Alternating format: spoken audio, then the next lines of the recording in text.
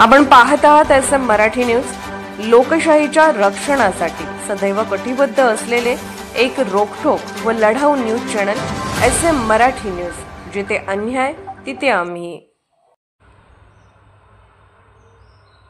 पट्टणकडोलीत खासदार माने यांच्या फंडातून मंजूर झालेल्या विविध विकास कामांचा शुभारंभ।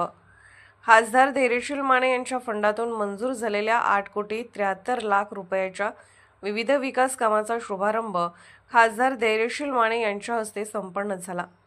देवस्थान व शेतकऱ्यांसाठी पाणंद रस्ते यावर भर देत गावासाठी पालखी मार्ग काँक्रिटीकरण 50 लाख, गणेशनगर रस्ता काँक्रिटीकरण 50 लाख, बंधुबाई पाणंद रस्ता 50 लाख, पाचगाव पाणंद 50 लाख, विठ्ठल बिरदेव मंदिर सुशोभीकरण व रस्ता 1,28,00,000, जाधव गल्ली रस्ता 50 लाख, रामलिंग मंदिर सुशोभीकरण 50 लाख, MIDC कडे जाणारा रस्ता 25 लाख या विकास कामासाठी एकूण 8,73,00,000 निधी मंजूर करून दिला। म्हणून गावच्या वतीने त्यांचा नागरी सत्कार सरपंच अमोल बांदार यांच्या हस्ते करण्यात आला। या कार्यक्रमाच्या अध्यक्षस्थानी जवाहर कारखान्याचे संचालक प्रकाश काका पाटील हे होते। गावाने मागील 3 पिढ्यांपासून माने कुटुंबियांना खासदारकीसाठी नेहमीच मदत केली आहे, त्यामुळे इथून पुढेही गावाला निधी कमी पडू देणार नाही असे मत धैर्यशील माने यांनी व्यक्त केले।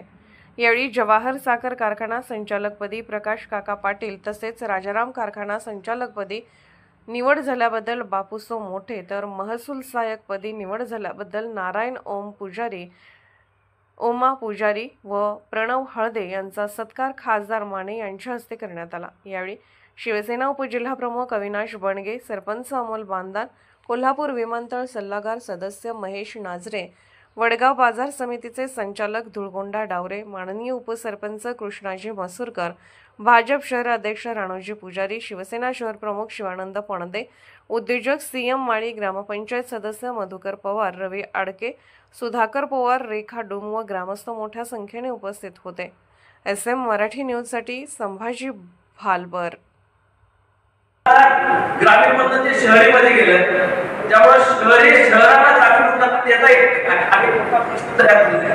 त्यामुळे जर हुपरी करताना जर काही प्रॉब्लेम आला तर निश्चितपणे ग्रामीण भागामध्ये तिथल्या दवाखान्याची जागा सुद्धा मोठी आहे।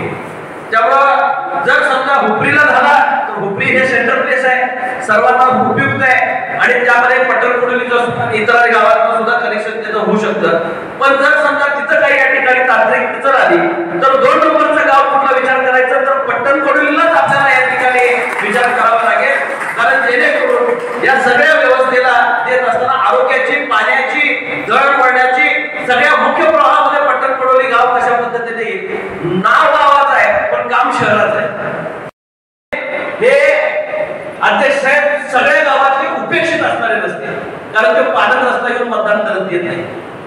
त्या पाणंद रस्त्याकडे कोणाचं लक्ष असत नाही, ज्याच्यावर भाग होते त्या शेतकऱ्याचं आणि त्या येणाऱ्या जाणाऱ्या लोकांचं पाणंद कधी मला कर म्हणत नाही, पण पाणंदी असणाऱ्या राहणारा माझा शेतकरी राजा जर सुखवायचा असेल तर त्याला मुख्य रस्त्याशी जोडणारे मला नाही वाटत एका वेळी एवढे पाणंद रस्ते कुठल्याही गावात एका वेळी या ठिकाणी होत असतील इतके पट्टणकडोलीचे पाणंद रस्ते यावेळी आपण या ठिकाणी मंजुरीला या ठिकाणी घेतले। MIDC ला जाणारा रस्ता तो या ठिकाणी अनेक वर्षापूर्वीची।